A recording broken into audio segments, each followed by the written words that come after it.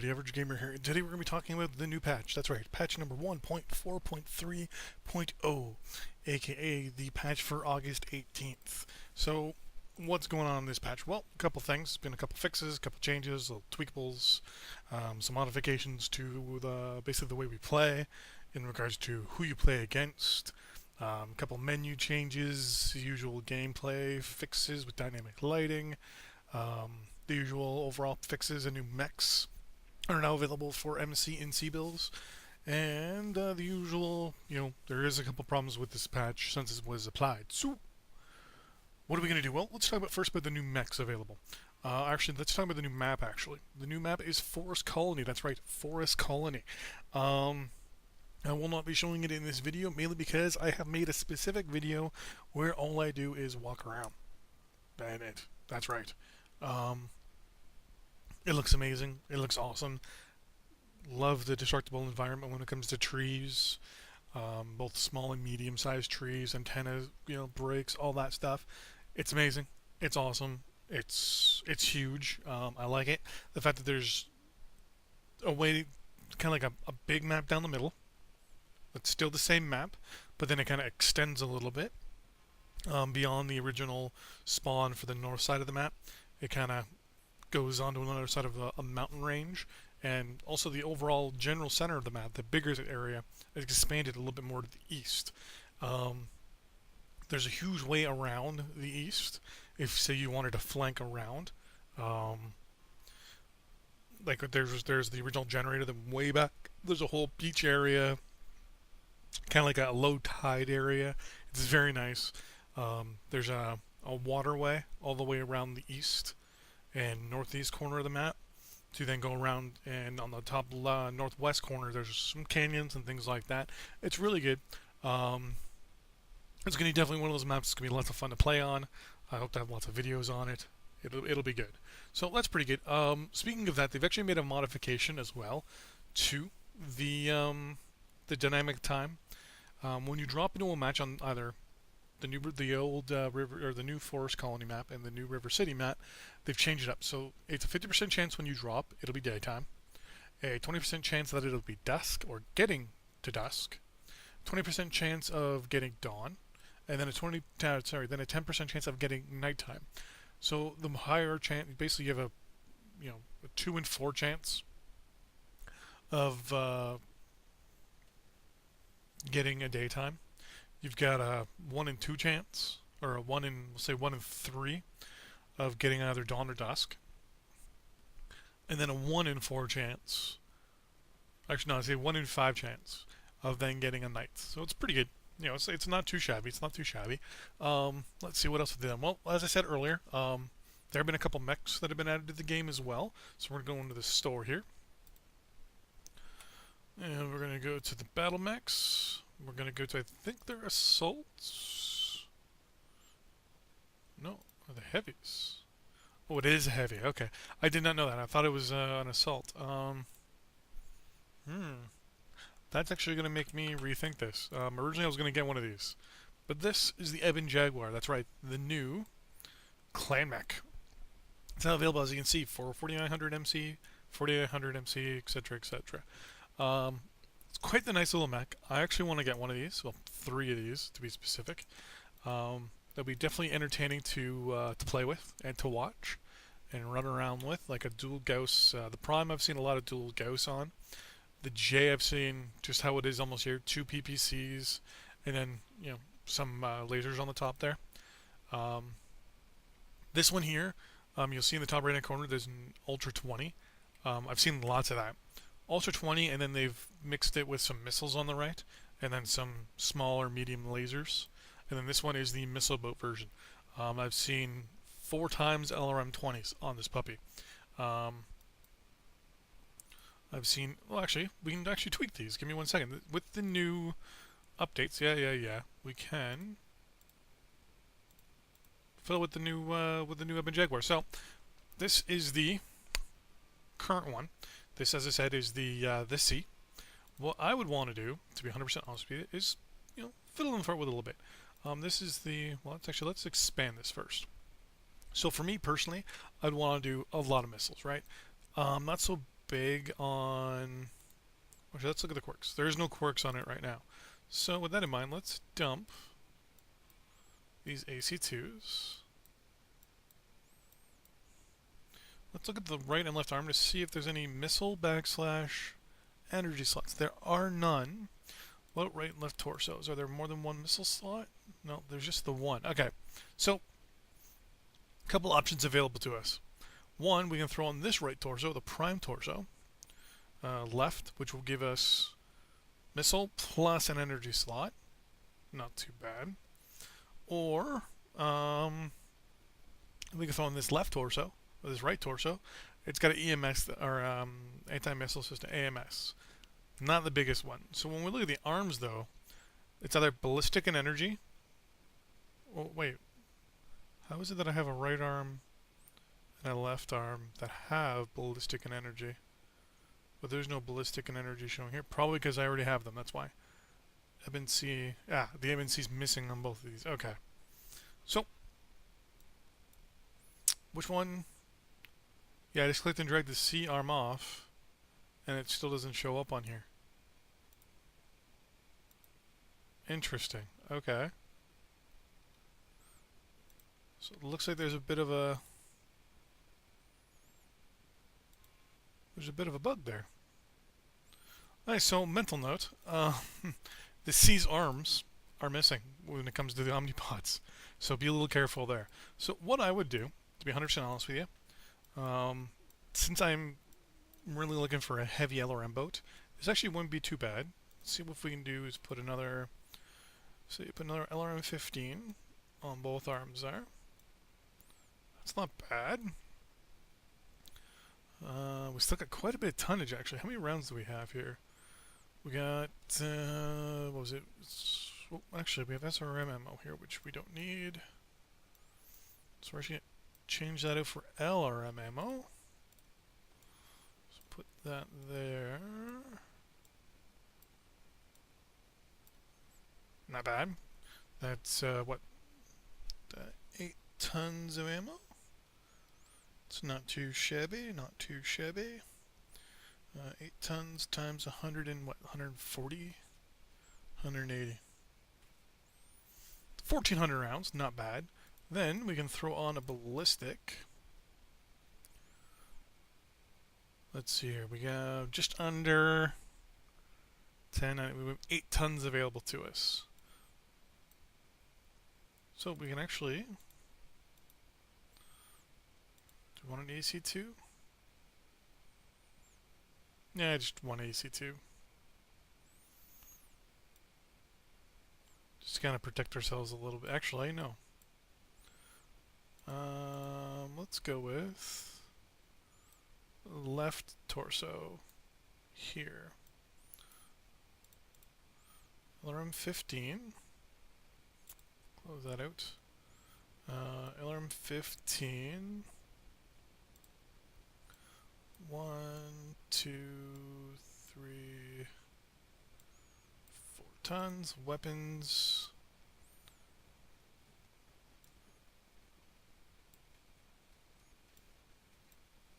One large pulse laser. Missile. Another LRM 15. We still got 2 tons available to us.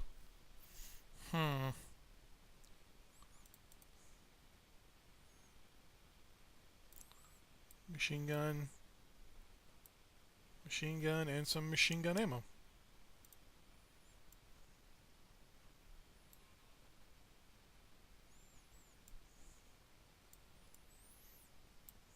It's what, 1,000, 2,000, 3,000 rounds of machine gun ammo. That's not bad. Just an idea. I still, it's just a generic idea. But anyways, so with that in mind, as I said, these 4 guys are now available. In addition to that as well, the new Enforcer is available. The Enforcer 4P. If we go to mediums here, Enforcer. This one right here. This one's now available. The Grasshopper 5P. This one right here. The Panther 10P, which is light. Oh, there's one right here. Oh, that's the one with the two ACTs. Okay. I was trying to figure out where this one came from in my thing here. And last but not least, the Assault, the Zeus, the 5S. This one right here. So, you know, it's not too bad. I mean, the Zeus, 2,900, so basically 3,000 MC, 7.5 million C bills. The Panther at 1,800 MC, and 4.3 million C bills. The Grasshopper at 2,600, so 2,700 MC, and 6.6 million in C bills. And last but not least, the Enforcer at 1,700 at 4.1 million. So all those are rounded up amounts, mainly because I always find when rounding up, it kind of gives you a little bit of a buffer for expenditures. So overall, what have they changed? Well, there is now a new change in the new Mech Lab, the new Select Mech. So you see that we have different options here. None of them show anything. But if you scroll over, apparently this is supposed to show engine is an XL320. You look in the top, kind of above my head here to the right. Ballistic, energy, missile, ECM, structure, heat sinks, blah, blah, blah, blah, blah, speed, jump distance, etc. No modules equipped. Okay. Let's go to a mech. We know we have modules. Here we go. So now when we hover over the new mechs on the right-hand side there, the same screen pops up. But on the right-hand side there, beside our quirks, it says the modules you have. So right now I have the UAV, Artillery Quick Strike, Artillery Strike, Advanced Zoom, Large Laser Cooldown, SRM4 Cooldown. I also have the Clapping Surratt, 4-Leaf Clover, and I'm missing a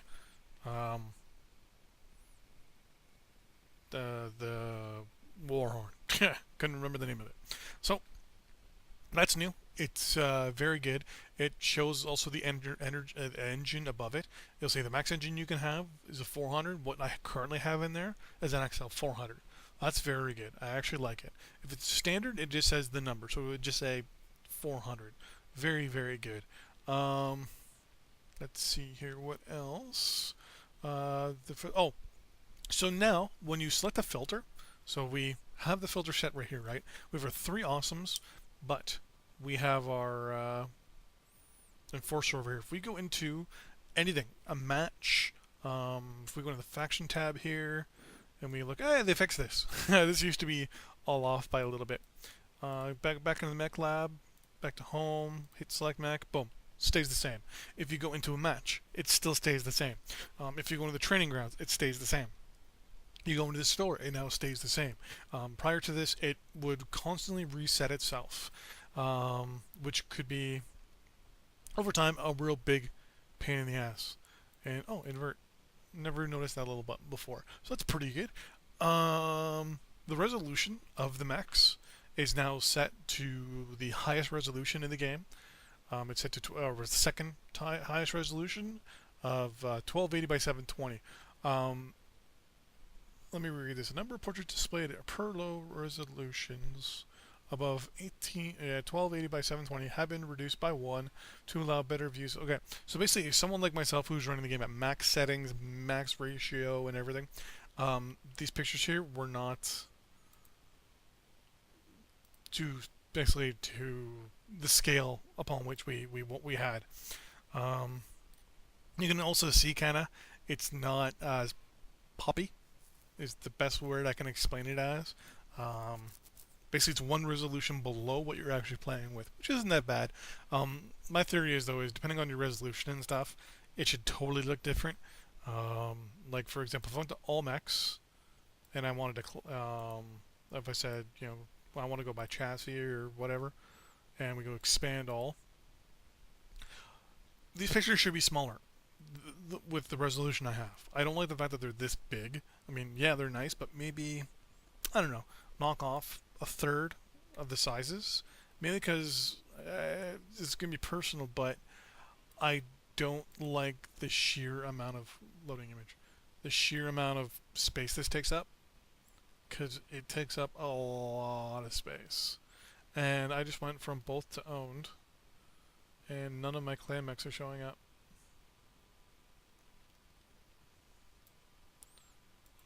Let's go expand all again. Kintaro. There we go. So, so even if you click the changes here, sometimes you still have to hit the odd button. There's my dial wolves. Okay. So they changed that. Let's see here. Fix the sorting issues inside the Mech Lab warehouse. Ammo equipment, engines, and modules will now be sorted correctly in ascending order. That's no big deal. Basically, when you're in here, the stuff on the right will be put in order of weight, basically, or alphabetical. I think. To be honest with you, I'm not sure what it means by ascending order because it's not going by slots. It's not going by tonnage. It might be going alphabetical and by tonnage. So, I'm not 100% sure on that one.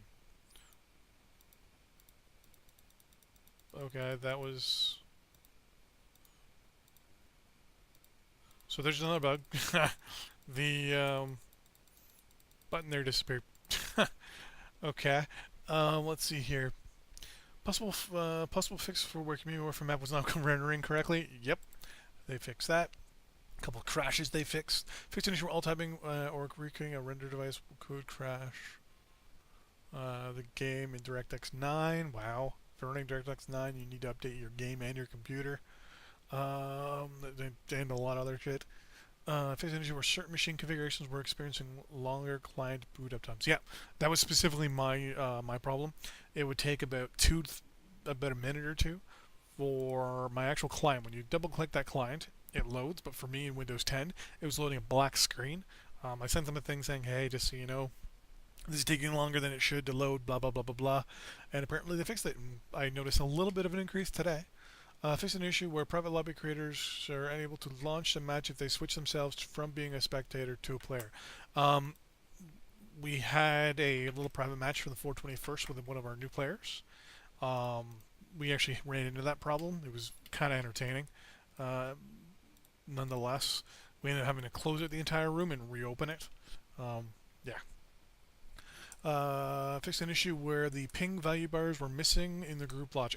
Oh, did they finally bring it back? Hey, they're there. I had them missing for a while. Fixed an issue where certain characters in the save path resulted in an inability to save screenshots and mech portraits. Oh, so some people, when you hit the screen button, it was not saving properly. So all in all, that's pretty much this patch. Lots of little tweaks, little fiddles and farting around. No community warfare fixes or changes to this one.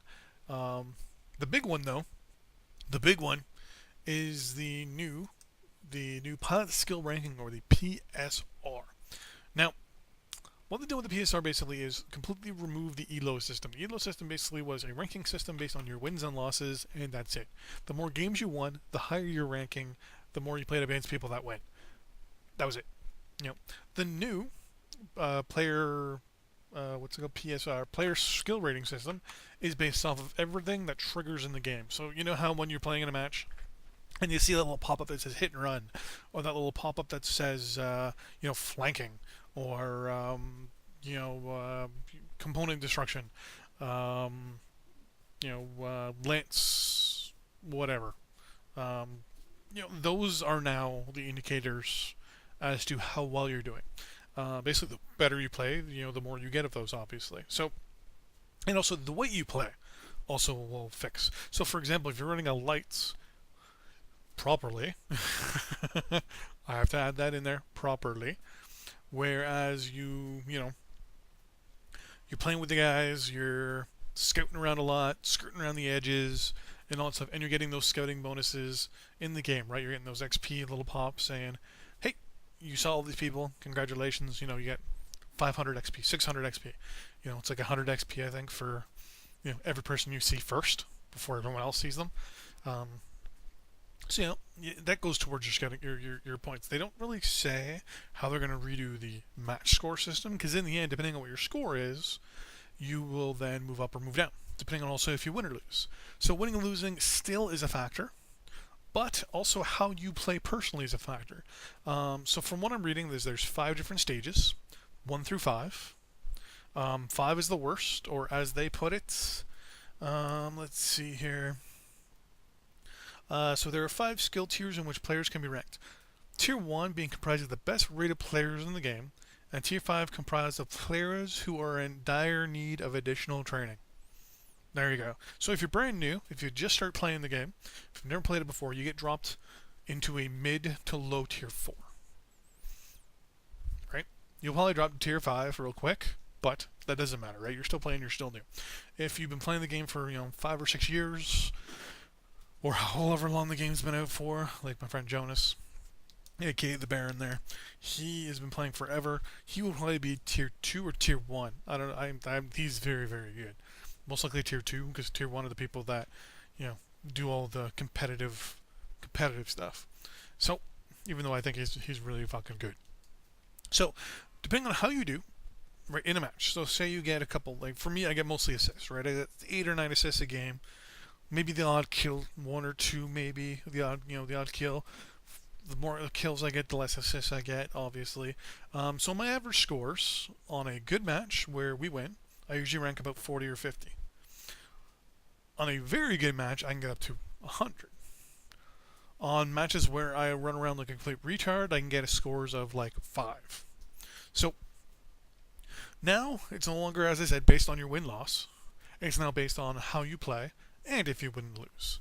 So how exactly do they work that? Well, basically, if your team wins and you did well during the match, basically you achieve a high match score, you will rise a skill rating. Now, they haven't really told us if there's, like, from the way it's been explained to it, in the way I've been reading it, out of the 5 tiers, there's 3 levels to each tier, right? So you'd be moving up and down probably all night, multiple times. So it's something that, it sounds like you can go from 5 to 2 or to 1 probably within a couple days, depending on what it is, right? Like, it says you'll rise in skill rating, but that doesn't say you'll go up to the next skill tier, right? So every tier can consist of X amount of ratings, right? Say each tier is 5 ratings, there's 5 tiers in total, so it's 25. So say you're, tier 3, rank 4. Do too good on 2 matches, you win both matches, boom, now you're in tier 2. Because the lower the tier, the better you are, right? So, what's the other one? Well, if your team wins, but you didn't do too good, like you did not do good at all, basically you did a low score. Now, they still don't tell us what the scores are going to be, good, bad, whatever, but, what have you. You won't move at all. So, you won, but you did meh. So, boom, you stay where you are. So, say you're still at tier 3, part 3 of the 3rd tier, so you're still right in the middle. Now, if your team loses, but you do exceptionally well, which means achieving a quote-unquote very high match score, you will go slightly up in rating. So, say you're at 3-3, you do very well, exceptionally well, you get, 6 kills, 3 assists, but in the end, it ends up being 10-12. So those last 2 guys and you lost. You died. But you took out 6 guys on your own. You did exceptionally well. XP at the butt, money at the butt. You will go up. So you would go from 3-3 to say 3-2. So you go from stay in tier 3, but you still go down a rank, right? Because here you want to go down. You don't want to go up. So you go to 3-2. Because you still did really well, even though the team lost. So it's still personal, but at the same time, the win-loss still, has the thing. Now, if you do okay, and your team loses, you don't move. So, you got, 2 kills, 6 assists, but you still lost anyways. You're okay. You just stay where you are. You're still 3-3. Now, if your team loses, and you played really crappy, so you got 1 assist, 100 damage. Overall, your score ends up being, in the low double digits, like lower than 10, or higher than 10, but lower than 20. So in the teens, maybe. And the assumption that the numbers will still end up the same. Say if it's out of 100, then say you got below, I don't know, below 25. Um, you actually go down one. So you actually go from 3-3 to 3-4. So still tier 3, but then you go back one. So basically you're working your way down. Um, so as of now, this is going to be the new system ranking, which is pretty good. I like it. They don't know if they're going to make it public or not. There's going to be possibly a poll going out in the forums in the next little while, just having them think what they're going to do, what they're going to try to make it public. To be honest with you, I think they should. Mainly because, or even if not public, but at least you know where you sit. And it shows in the forums, right? It has a number, like a number backslash number. So you know, right? Be like, ooh, that person's tier 1, but they're 1-1, meaning that they are the elite. They are the best of the best, right? Plus, I mean, if you found out that you were tier 2, section 2, or tier 1, level 1 of the second tier, you're going to be like, oh my god, like if I go out and win a couple matches tonight, I can be in tier 1. So that'll make you go and they'll push it, right? Then you play harder. Also, if you find out you're in tier 4, section 5, you know that, oh my god, I think I need to work on my game a little bit. I think I should play a little bit more. Maybe ask someone for help. Or if you find out you're in tier 5, right? What they're going to do is they're going to take all this information that they've compiled since January and throw it in there and create the tiers. One thing they said is no one from tier 1 will play anyone from tier 4 or tier 5, which is pretty good. This is not a factor when playing Community Warfare. Community Warfare is not skill related whatsoever. So when dropping into a Community Warfare match, that will not be related. No, I will mention that they should do that for 12-man. If you have or groups, like say for example, if you're part of a unit, the unit should be tiered up. So you only play against people of your own caliber. So me being the only person right now that plays Community Warfare on ours, I would have a very low. We would have a very low score of say 4 or 5. I mean, it would look to see how many players, and then obviously how many people are active, right? So take the overall unit and be like, okay, so out of the 10 to 12 players, their Community Warfare numbers are this. Boom, compile everyone's numbers combined, and that puts you in the tier, right? So that's pretty good. The only problem is that you would have problems where certain players would go maybe and purposely dump their or crash their skills on purpose just to maybe lower it. But I can't see that really happening. So some people should play with a little bit more respect. So other than that though, that seems to be the majority of the major fixes as normal. As I said, they haven't decided yet if they're going to be public or not. I think they should. I have no problem why they wouldn't. Also, there was an update to Urban Mech. It now supports faction patterns as well. The Razzlehag faction pattern for the Panther, Grasshopper, Urban Mech, Zeus, and Enforcer have been adjusted to reflect the Razzlehag King Crab's appearance. I have no idea what that means. So, let's see here what exactly that means. Now, I mean, I have these guys, so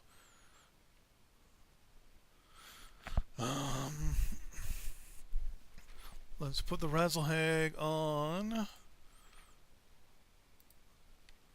the Enforcer, shall we? Nope, can't do that on this one.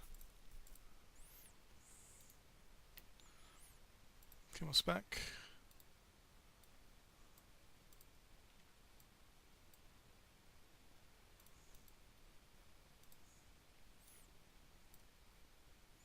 Yeah, I'm not too sure what it means. It looks the same still. Let's go with Assault. Let's go with Zoidberg here. Camo spec. Yeah, I'm not too sure what it means by that.